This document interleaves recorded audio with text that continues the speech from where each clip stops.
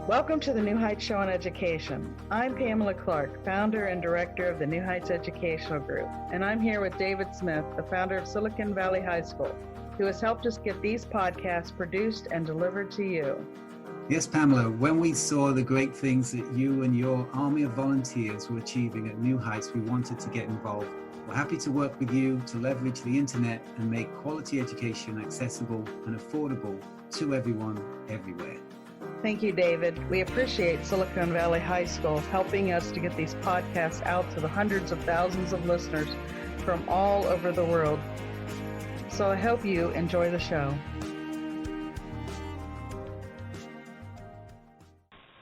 Hello, everyone. This is your host, Charlotte McGuire. I encourage you to give thanks always, especially for our children and especially for their education. The mission of the New Heights Education Group, Incorporated, is to promote literacy for children and adults by offering a range of education support services. Such services include assisting families in the selection of schools, organization of educational activities, and acquisition of needed materials. We promote a healthy learning environment and enrichment program for families of preschool and school-age children, including children with special needs. We offer support to all students, whether in public schools, private schools, charter schools, or home schools. Each week, this show explores new topics on Common Core. I know everyone is talking about Common Core state standards. Our goal is to share truth and dispel myths about Common Core so families can come together in knowledge, action, and voices for education. It is important that you know as much about Common Core state standards and its companion tests, Partnership for Assessment of Readiness for College and Careers, or PARC. You need to know this so you can make informed choice about your children's education. Last week's show was about Common Core high-stakes testing. We heard excerpts from Dr. Gary Thompson, a renowned clinical psychologist for the states of Utah and California. He questioned the validity of the PARC test. He even offered $100,000 for proof that the test is valid based upon established scientific and ethical standards. We had a slight audio challenge last week, so I want to emphasize for you again the 4 elements of validity Dr. Thompson said a test must meet to be considered valid. Number 1, the test must do what it says it's going to do. Number 2, you must prove it before you give it. Number 3, you must acknowledge the limitations of the test. And number 4, you must have informed consent of parents.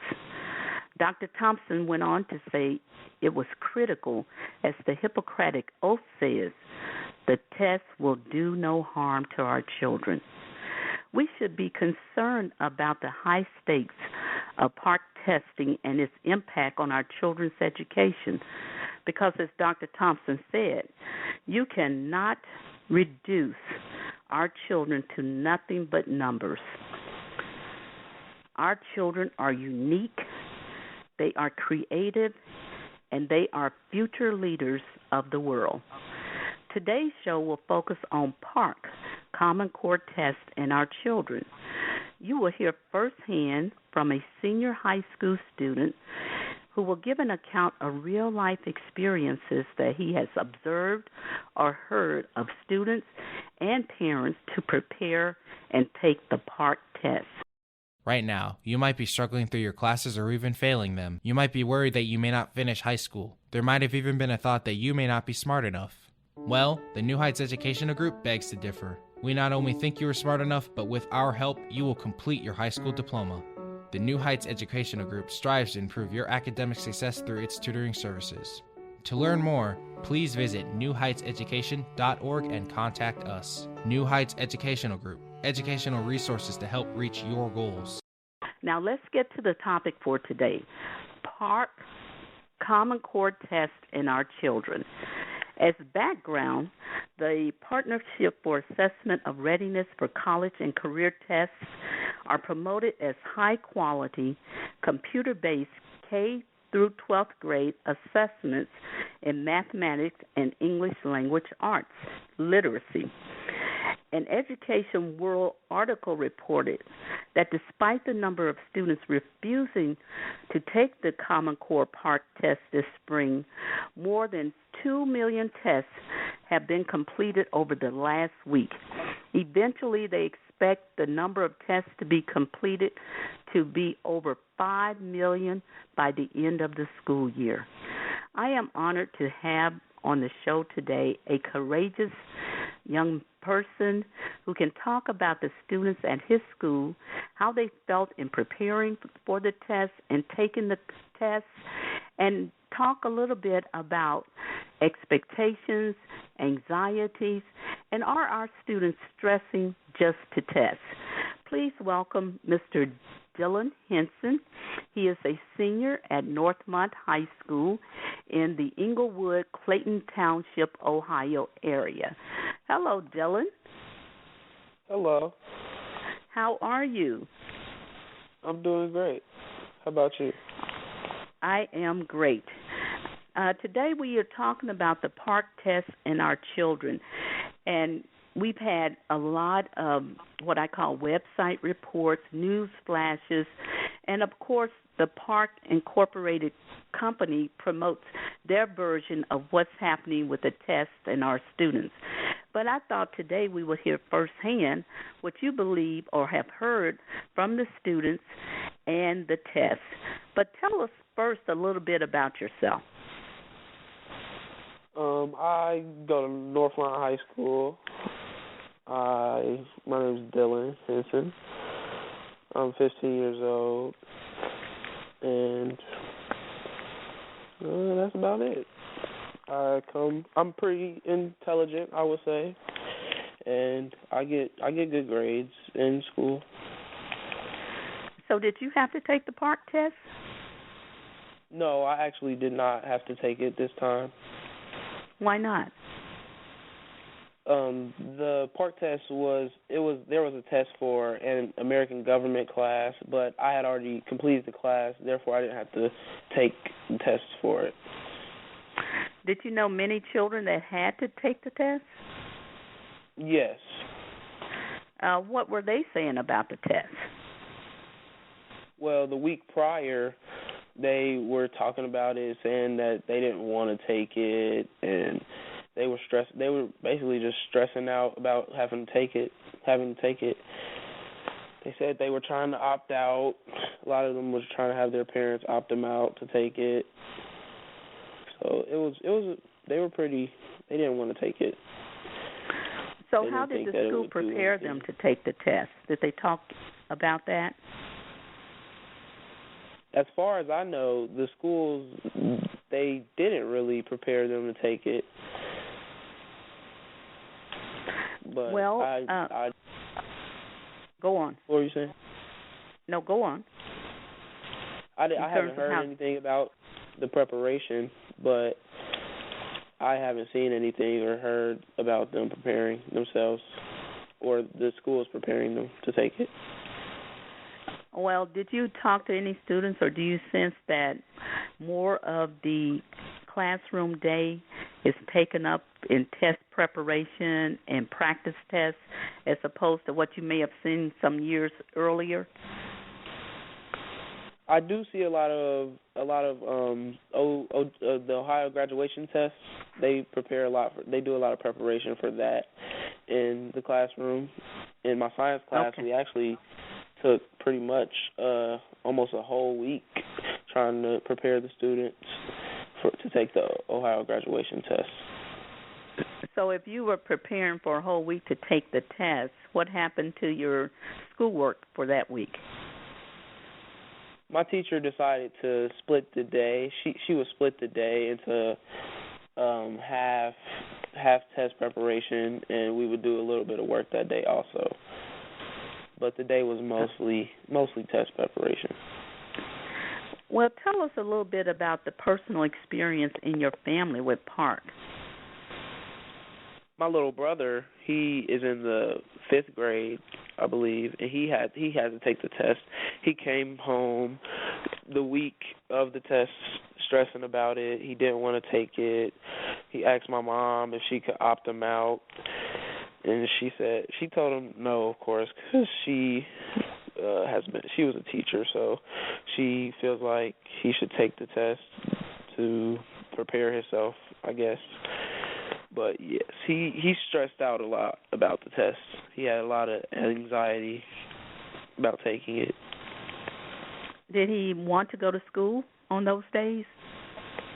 No, he did not. He really wanted to stay home. He wanted to opt out, but my mom, she made him take it. So, nationalized standard tests are important, they said, for college preparation and for careers. And I'm sure by your mother being a teacher, she has talked to you about test preparation. But the question is, does it stifle your creativity? If you're focused on test taking, can you at the same time be open to creativity, tapping into your gifts, your talents, the things that make and distinguish you from every other child in the whole wide world? This podcast is brought to you by Silicon Valley High School, the world's fastest growing, video-based, self-paced, teacher-supported, fully accredited online school that's recommended by more than 96% of students. Take individual courses at just $95 each, or earn your high school diploma at any age. Check us out at svhs.co. There's not much time that you have to strengthen your creative side or really do anything that you like. You can find time like on the weekends, but during the school week, it's between homework, sports, extracurriculars outside of school. It takes up most of your day. And then also trying to get enough sleep at the same time. So I want to thank you for sharing with us what you see is happening at your school and what happened with your little brother. I think it's very important that our listeners understand that they need to know about the PARCC test, how much time is taken in the school day, what is being compromised in the school curriculum or the daily lesson plans so our children can prepare to take the PARCC test. So thank you so much. Anything else you'd like to share with our listening audience? Yes, I did notice that a lot of kids that took the test, they didn't take it as seriously as the state would want them to because they didn't want to take it. So they kind of just blew it off. Which means the end result, the evaluation results for your school building could be affected, right? Correct. Okay. Well, thank you for sharing with us, and I look forward to talking to you again. You too. Well, as you can hear from Dylan, one of the things we are concerned about is the PARCC experience. Just yesterday, the Cleveland Plain Dealer reported on a testing session to be held by the Ohio Senate Advisory Committee on Testing with representatives of PARCC and Pearson. Pearson is the international publishing and testing giant and the American Institute of Research. They are the creators of the Ohio's Test for Science and Social Studies. This session was designed to address increasing opposition to PARCC. A survey of Ohio educators by the advisory committee found that most are unhappy with how the first round of this new online test is going from both providers. Both teachers and superintendents, the study showed, were 100 times more likely to strongly disagree that the test went well than to those who said strongly agreed that it did. and dissatisfaction with Park is high in the Ohio House. On Tuesday, the House leadership proposed a new version of the state budget bill that cuts all funding. Did you hear me? All funding for tests through Park. Here's an update. This just happened April 14th, 2:30 p.m. on the rewrite of the Elementary and Secondary Education Act, currently known as the No Child Left Behind bill. The new act will be titled, get this, Every Child Achieves Act, and it will maintain No Child Left Behind assessment schedule, which has been a nightmare over the last 10 years, and requires states to report on the performance of various subgroups of students.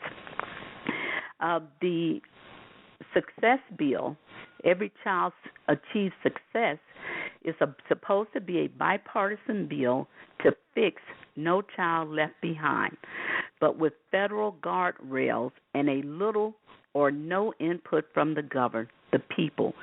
I want to keep before you the U.S. Constitution never gives any authority to the federal government to dictate to the states in education matters.